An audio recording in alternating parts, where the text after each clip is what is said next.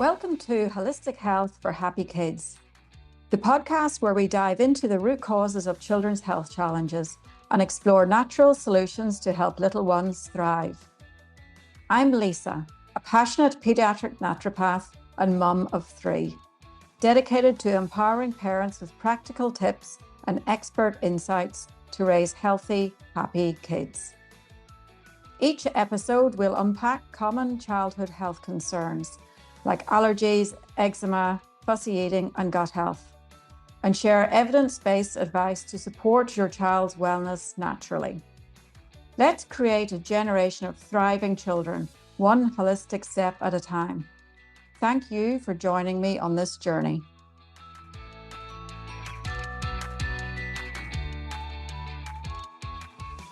Welcome to another episode of Holistic Health for Happy Kids. And today I'm talking to Danni Duncan, who is a nutrition and fitness coach. And I first came across Danni on SBS Insight a few weeks ago, so June-ish 2026, talking about ultra-processed foods. And I thought, this is a woman after my own heart. We have to talk. So thank you very much, Danni, for coming on to my podcast. Oh, thank you so much for having me. I love talking ultra-processed foods. Yes. So your story is obviously really interesting and paints a really good, example and a good story of what can happen. So tell me about what has happened with you in the last few years, and tell me about your health journey in the last few years. Yeah, sure. So on May 15th, 2025, so just over 12 months ago, I went in for a colonoscopy after feeling extremely fatigued. I had a 7-month-old at the time, so people would say it was not abnormal to be tired. She was my 4th baby as well, so I'm looking after 3 children plus a 7-month-old. But I was getting ridiculously fatigued to the point where I couldn't finish sets at the gym. I ended up having some dizzy spells and almost passed out. And it did turn out that I was anemic. So I was sent for a colonoscopy at 39 and got told I had bowel cancer. Yeah. And I would love to say, wow, that's so unusual. I've never heard that before, but I know so many people who exactly the same age and exactly the same story. Like one of my best friends, she had 10-month-old twin boys when she got diagnosed. And of course, yeah, you think, well, of course, you're feeling pretty bad, like that's why. So, and you're a health coach. So how did that feel at this age to be told to be given that diagnosis? Yeah. So for the last, I would say from now, for the last 10 to 12 years, I've been on a health journey, and it is a journey. Things change and you get better at doing things and you learn more and you introduce more things. But definitely for the last, especially 5 years, I've been one of the healthiest people I know. So, and because it's what I do as well, it's what I practice, what I preach. I eat whole foods, I exercise, I manage my stress, I get good sleep, I have good relationships. And so it was a bit of a kick in the face, to be honest. I felt, the first thing I said to him was, that's not right. I'm supposed to live to 100. That's how healthy I am. Yeah. So I did feel like it was a bit of a kick in the face. And I did actually jump online and tell my community, I feel like a bit of a fraud because I'm here talking about ultra processed foods and how they're not great for us and it's going to reduce the risk of cancer if you eat whole foods and exercise. And here I was getting diagnosed with bowel cancer. And so, I've heard you refer to the fact that this sort of had been brewing since you were a child. So like, tell me a bit about that and what your thoughts are on that. Yeah, so I love to know things. So as soon as I got diagnosed, my mum's also a GP. We kind of went on this rabbit hole of looking for research. So I was like, why has this happened to me? Like I needed to know why, or at least find out some causes as to how this has developed. Because from my perspective, in my current state of living, this should not have happened to me. And and what she told me as well, being a doctor, was that bowel cancer is actually usually a slower growing cancer, especially in the older age group. It can be slower growing. We now know that potentially this new form of bowel cancer might be a bit quicker, but it's actually an interruption of gut microbiome at some point during your life, which then made me look back to when I was a child and what I ate into my childhood, teenage years, into my 20s. And, with mum and I've had great conversations around this. Everyone goes, oh, you're blaming your mum. You can't blame your mum. She was doing her best. Of course she was doing her best. But unfortunately, the 90s were not great when it came to food. It was the introduction of a whole lot of ultra processed foods, spraying of glyphosate on crops.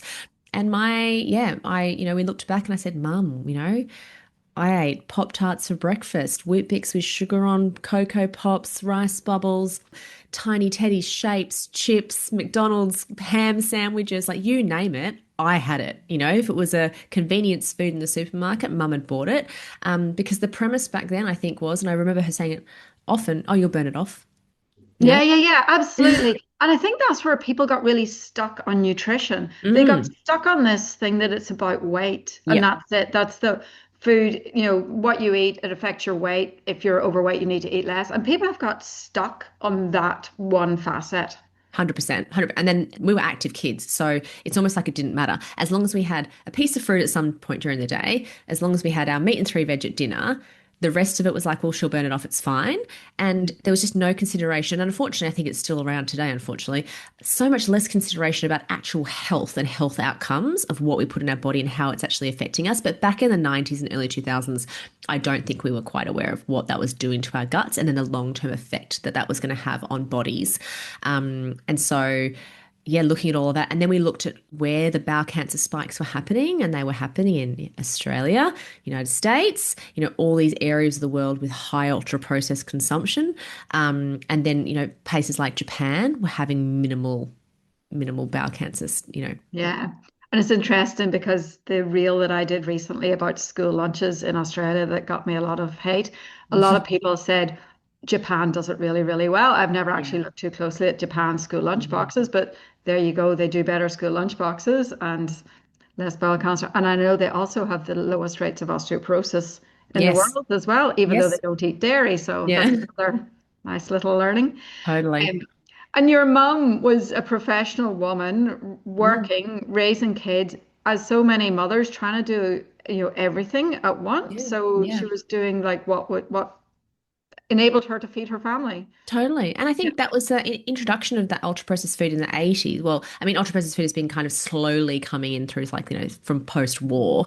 But if we're talking about this, abundance of packaged food for, convenience reasons, that was the mindset and that was the marketing. Like, we're going to make your life easier. And as I said, she's a busy Yeah. working mum raising children. My dad was away a lot as well. So she was doing what she thought was the best. And obviously the marketing is so great, like high fiber, lots of vitamins, on the packets. So, and as I said, as long as we had our meat and three veg, she thought she was doing the best, that she could. Yeah. Yeah. So a typical day for you would have been kind of like the meat and three veg at dinner, but then talk me through the rest of your Yeah, so school. literally breakfast would have been Pop Tarts, Cocoa Pops. I remember rice bubbles with sugar on, crunchy nut cornflakes even. I do remember having toast and peanut butter. I rarely remember having eggs. If we did have eggs, it was on the weekend and it would have been eggs and soldiers, but that would have been a weekend thing. And then my lunchbox would have had tiny teddies, shapes. We used to have these little Nutella things with the spoon. Yeah, yeah, yeah, yeah, Yeah, yeah. do you remember those? Le Snacks, Dunkaroos, those things.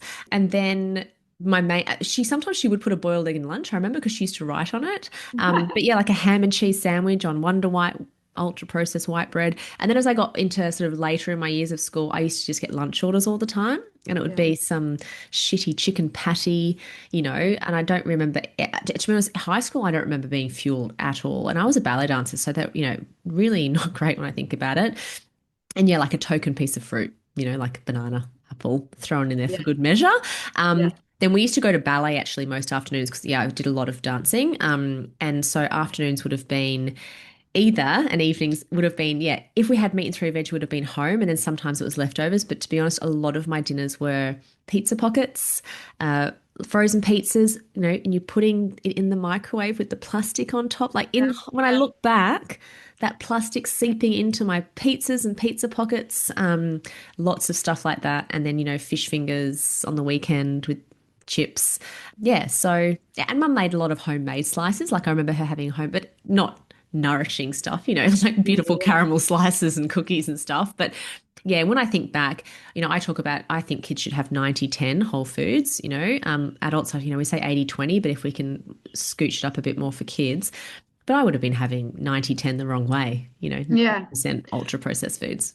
And especially with young kids, they don't know any better. Certainly up until the age of 5, they have no clue. So you Mm, can feed them unless there's some reason why you can't, like they've got a major sensory aversion. But if they're a normally developing child, you can feed them mm, 100% whole foods. yeah. And people always say, but what about the birthday parties? Like, Don't worry about the birthday parties. Like birthday Yeah. parties are not every day. Go to the Yeah. birthday party, let them eat what they want, but the rest of the time, Yeah. Whole Foods. Whole Why food. not? Yeah. I think what happens is, and I will have some empathy here around parents. I think raising children is hard. There's no manual. We don't know. And I've written a children's cookbook for this reason. But, for my children as well, they've all gone through fussy stages. Of course they Mm. do. I don't like this. I don't like that. Or you liked it last week. I suppose the difference is I have this thing like persistence, consistency, and exposure. So just don't give up. I think what happens is parents get worried their kids aren't going to eat, they're going to starve. And so then they give something as well, at least they're eating something. Now, whether that's just a white food, that's how we get stuck on white diets, whether that's just, oh, I just keep getting them berries because they know, then Yeah, some yeah, yeah. kids just eat berries. Or then introduce an ultra processed food like a chicken nugget or something because they're worried. And then all of a sudden you're starting this cycle of the kid goes, well, if I'm not going to eat that, then I get this thing over here. Whereas Yeah. if you just stuck to your guns, again, like you said, normal developing child, they're not going to starve, Yeah. but I don't think we have enough support for parents in that space or understanding of that. And so then once, introduce ultra processed food, under five, like you said, it can be okay. But once you get over five, it is harder to then get them out of that habit. Yeah, Yeah. but it's still doable. And it's, Yeah.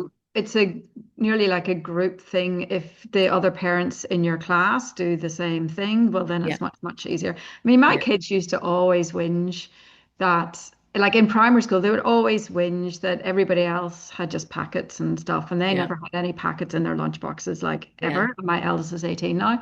Yeah. But funnily enough, once my girls got to high school, they would come home and say, everybody is so jealous of my lunch. Yeah. It's interesting, isn't it? So in primary school, there were the odd ones out, and then by high school, it was enviable. People wanted their like, fancy. It wasn't fancy. Like I don't bake heaps of like really nutritious muffins and things like that, but Yeah. like leftovers or just like a nice salad, like kind of Yeah. fresh thing, like a trendy kind of quinoa bowl sort Yeah. of things. But yeah, Totally. I think um, it's the way you talk to your kids about it as well. But I know this comes from an education piece. But I am very open and honest with my kids. Like so Harper's 7, the twins are 4. I mean, London's 1. She knows no different. But mm, my kids know that why we eat the foods we eat, and why we don't have the foods that other kids have. And I'm very open and honest about it.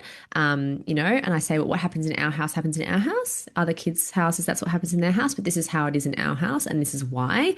Um, and so they're okay with it. yeah, and Yeah. they will tune into their own bodies. Yeah. And if they eat mainly whole foods, they will know that when they have a packet of twisties, they feel like crap. Yeah. Whereas if you're eating a packet of twisties every day, you don't know that that's actually affecting you because 100%.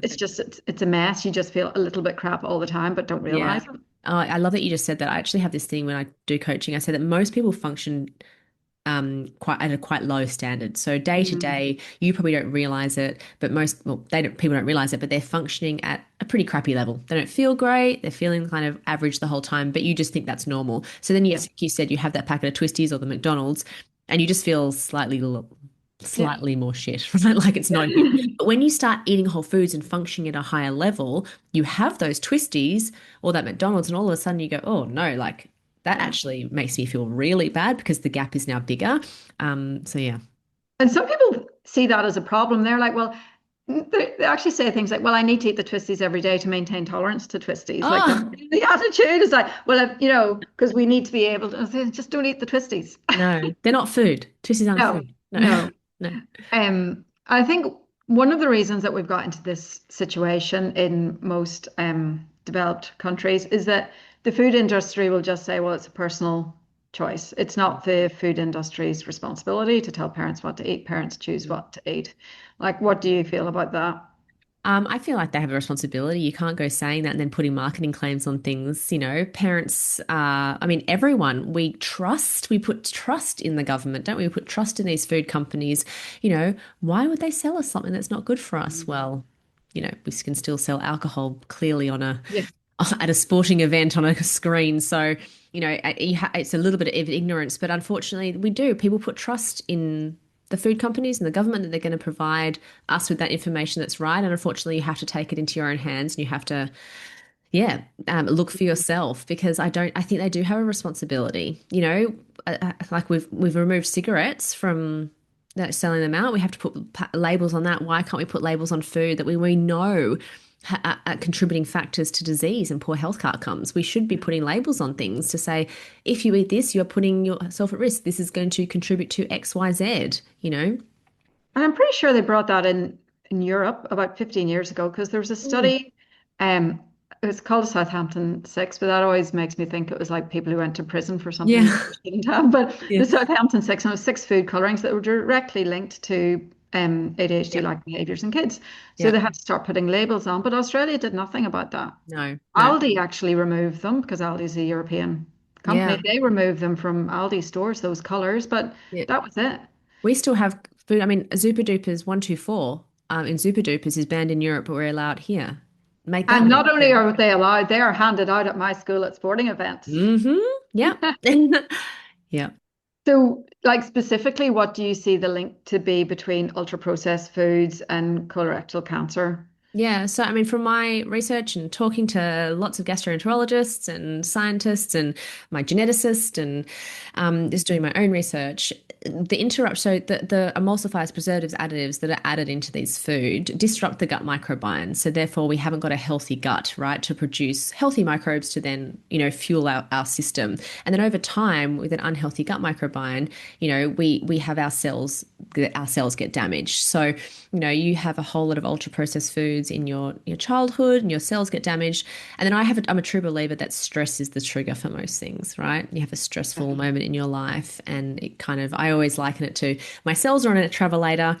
They're getting damaged by all this stuff that's happening to our bodies. And then a stressful moment happens in your life and your cancer cell falls off the travelator and then it starts to mutate. So, I had this, massive influx of ultra processed foods as a kid. And then I did go through some quite stressful times in my 20s. I was in an abusive relationship, had eating disorders, all that kind of stuff. And I just think, unfortunately, my cells fell off the travelator.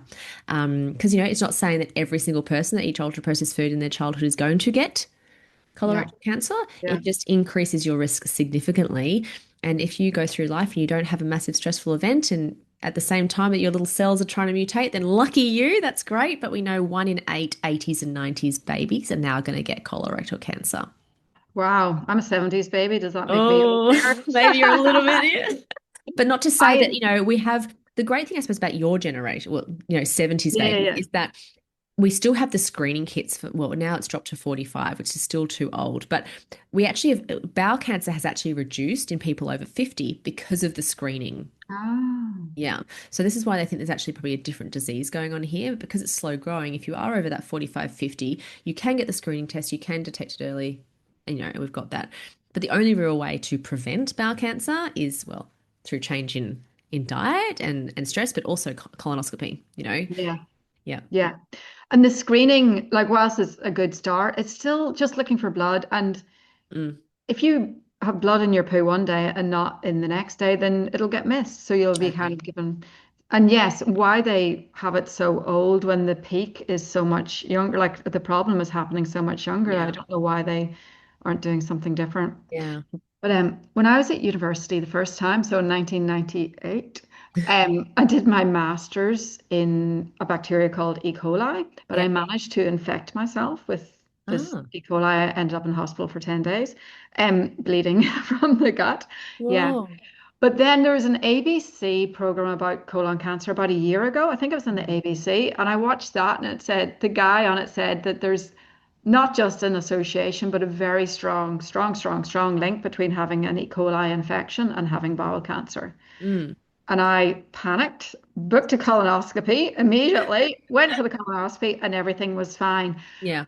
And I honestly, I don't see many adult patients because I only see kids, but any adult with even the slightest bit of gut issue, I say just go for a colonoscopy, Just just go. the baseline, let's get that all cleared up, and then we'll move on because Yeah.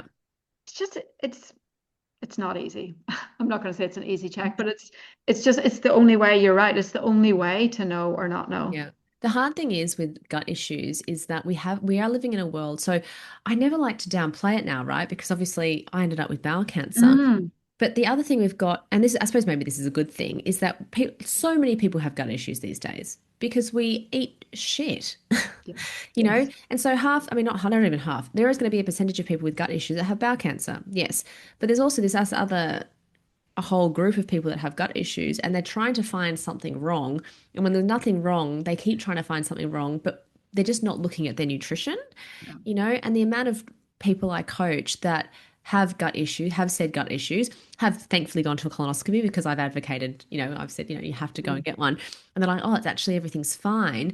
Then I go, well, let's look at your nutrition and are you eating 80 to 90% whole foods? Are you drinking enough water, reducing alcohol, getting enough sleep, doing enough exercise?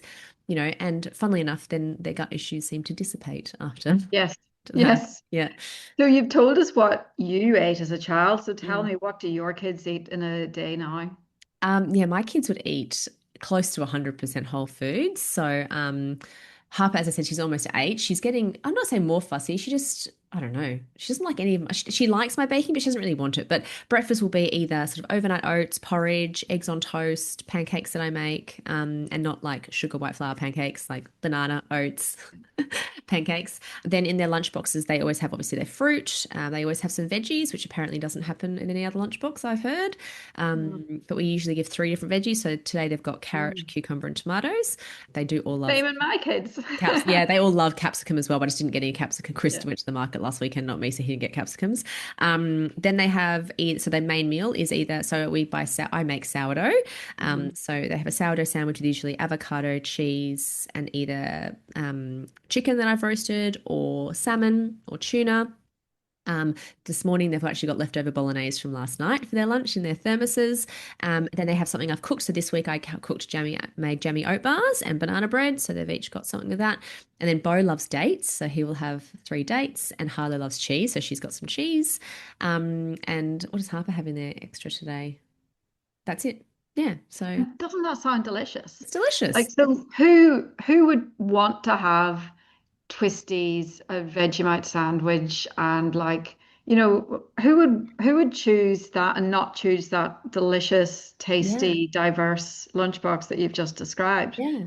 Yeah, I just don't like I don't understand. Then, parents complain that the kids are wild and distracted and their behaviors issues, and then they're going to get ADHD diagnoses or hoping for one. It's like you're not actually giving your kids gut, and we know our guts are directly linked with our brains. They're not giving your gut enough nourishment to fuel their brains properly, and then we're blaming the kid for, Mm. behavior. Mm. It's like it's actually not their fault. They're not even giving the right environment to thrive.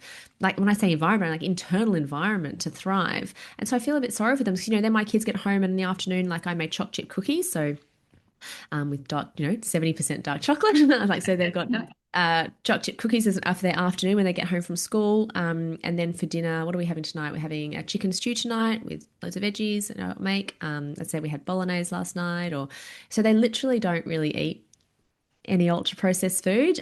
They might have on a weekend, we might have an ice cream, but even then, we make ice creams at home. Yeah. Harper made some passion fruit ice creams the other week. We actually share a packet of crisps on a weekend on a Sunday as a Yeah. family. So we get a packet of chips. We all divide it out. We all have some. That's our like Little treat. little treat, which we like. But yeah, and when I ask them what they want, like last week they wanted burgers, but they want me to make them. So we Yeah. made burgers, like Yeah. actually bought the mince and made the burgers.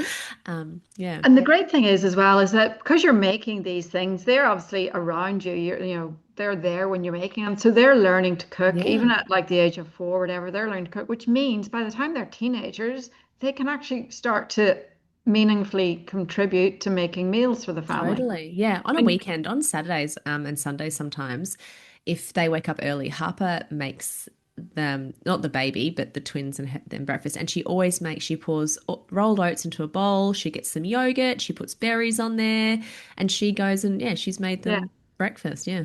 Yeah. yeah.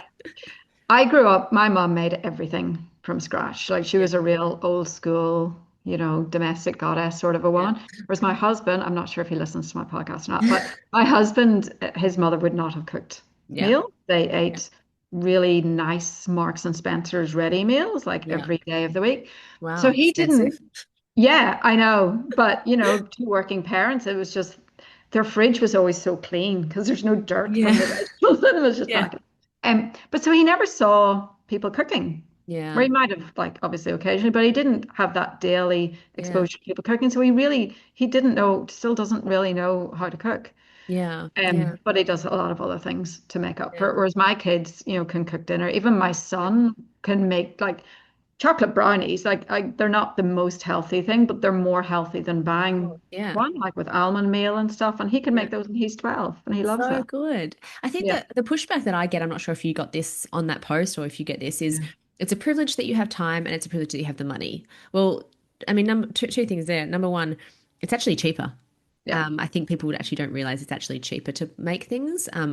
I've done multiple reels go and went and bought ultra processed foods to do them, and I spend a fortune. Mm, And I suppose the thing people don't realize is those foods actually don't even fill them up. So you're spending money, exactly. so they need to eat more of it to feel full. So that's number one. And number two, I'm a big believer in making time for your health. You've got to make time for your health. Does it take me 2 hours on a Sunday prepping? Yes, but I had children. I have a responsibility to nourish them. That's my responsibility as their mother. And so, yes, I will take time out of my Sunday to Yeah. prep. That's just, Yeah. what I've chosen to do. That's where I choose to spend my time. Yeah. Yeah. And yeah, the cost things blows my mind because I mean the great example is lentils. Buy dried Oh, yeah. lentils. If you have dal once a week as a family, like it's pretty much free. You're Yeah, pretty much eating literally. for free if you eat Literally. dal once a week. Literally. Yeah. The thing I personally really struggle with is trying to avoid processed meat Mm, because like definitely by Thursday or Friday, I am over school lunch boxes, and yeah. the easiest thing is to give my son a ham sandwich. It's still on Mm. sourdough and it's still like with real butter. Um, but ham, I just really struggle to always have that protein Yeah. available by the end of the week. Do you have any Yeah. tips for me on I that? mean, I just do a chicken breast in the oven. It literally takes five Yeah. seconds. I put a bit of paprika and oregano in a bowl with some honey and some water. I put it over the chicken, bit of olive oil, chuck in the oven for 20 minutes, done. Slice it And do up. you slice it or shred it? Just I just slice it up, slice yeah. it. Yeah, Yeah. just slice it. And so I do that. I do a couple of chicken breasts on a Sunday and then I usually do one midweek. Mm, Literally whilst you're cooking dinner or after kids go to bed, it's 20 minutes. It's mm. really nothing. I need to Or get better at that, but yeah. it's just I'm great on a Sunday. Yeah, I'll spend half the day meal prepping. Monday, Tuesday, Wednesday is great. Then by Thursday, I'm like, are we still here? It's like Yeah, it's yeah. not over yet. Yeah. And then I suppose that's where sometimes as well, I think, is there anything we can have? Like, as I said, they've got leftovers today, which was made really easy. But then also tuna. If you don't have anything, Mm. we do tuna. Jevity X have this great guts mayo. So it's like a really good for your guts, healthy mayo, because I struggle to find a good mayo in the supermarket. And so just some tuna with some of that on their sandwich or wrap as well, Yeah, because it's yeah. easy to have tuna in the cupboard. Then I start to worry about the mercury. Oh, yeah. Well, as in once a week. It's not. Yeah, you're absolutely right. Once a Yeah. week. So this experience, how are you now? I guess is the main thing. Yeah, no, great. I had clear scans in after I finished chemotherapy. So I had my clear scans in October of last year, and then I was on 3 monthly surveillance. So I had a colonoscopy in November, then I had another colonoscopy just last month, which is all clear. I had another polyp removed though, so not ideal. I had two polyps removed in November and then another polyp removed in last month. Clear scans, and my bloods are actually better than they've ever been before. I used to just think I had low iron because that was just what being an adult with children was like, but my iron is thriving. So obviously my tumor was bleeding for a while over Mm, the years. So yeah, I'm thriving, and I just have to I'm on 2 yearly colonoscopies. Yeah, to keep yeah. on. But yeah, I'm the strongest and fittest. I'm turning 41 next week, and I feel the strongest and fittest I've ever felt in my life, to be honest. Yeah. Yeah, that's great. As I Yeah. mentioned before we started to record, one of my best friends 17 years ago, I don't know what stage her bowel cancer was, but certainly it had spread to her liver and she had to have a Yeah. big part of Wow. her liver removed as well. And she is Wow. brilliant now. Yeah. Yeah. Kids are all grown up, like it's fantastic. Yeah. So what's So the one thing that you wish somebody had told your parents 30, 40 years ago? years ago. Well, I suppose that food is not just food. Food is your future. Food is your health. And I think, there's that phrase, fed is best. Actually, fed is bare minimum. Yeah. And so I just wish my parents knew, and there's no, what's the word? You can't see the future, unfortunately. But if we only knew that all those extra chemicals that were going into our food back then were actually having a disastrous long-term impact, yeah, maybe things would have been a bit different. But, I'm a big believer. I don't have any regrets. I believe that I got cancer for a reason.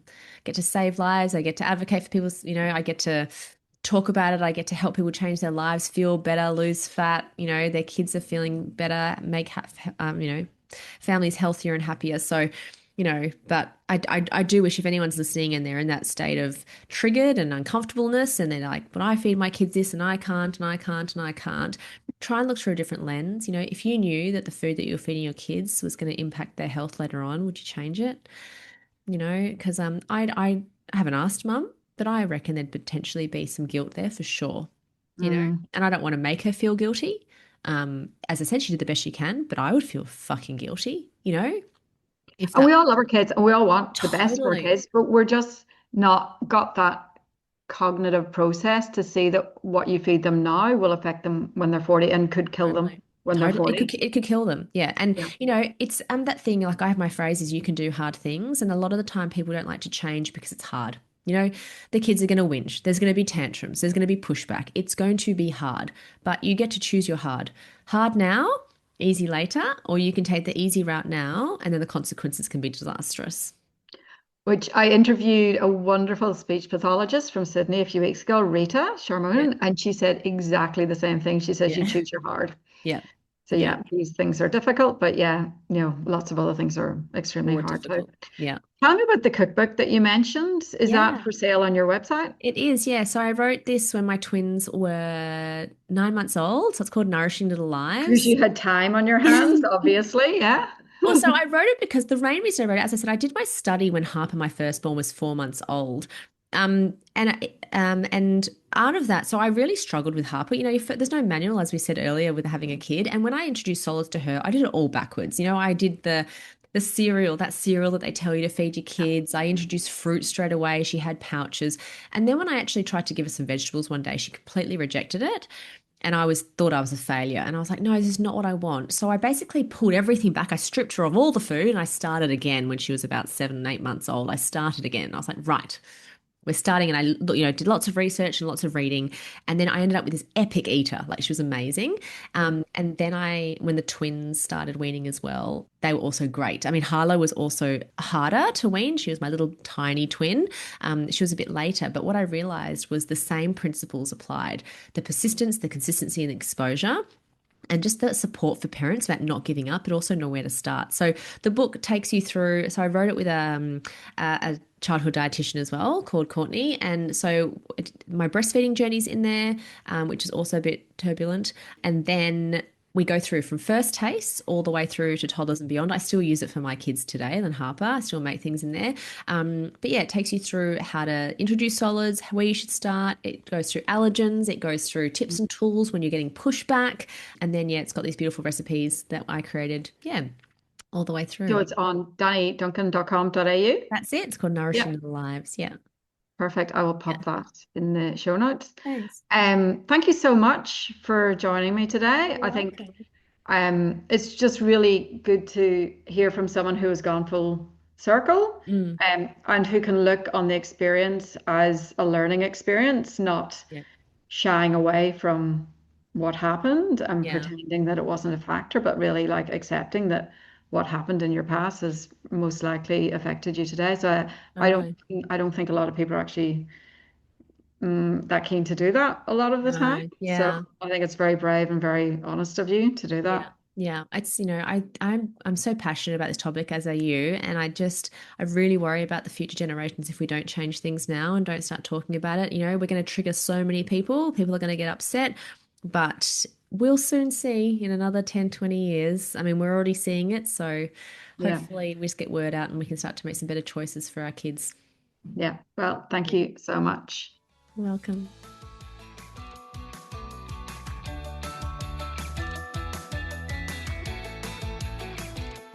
Thanks for tuning in to Holistic Health for Happy Kids. I hope you found today's episode helpful and inspiring on your journey to raise thriving, healthy little ones. Remember, small, consistent changes can lead to big transformations. If you enjoyed this episode, please subscribe, leave a review, and share it with other parents who might benefit. You can also follow me on Instagram and Facebook at The Pediatric Naturopath for more tips, tools, and inspiration.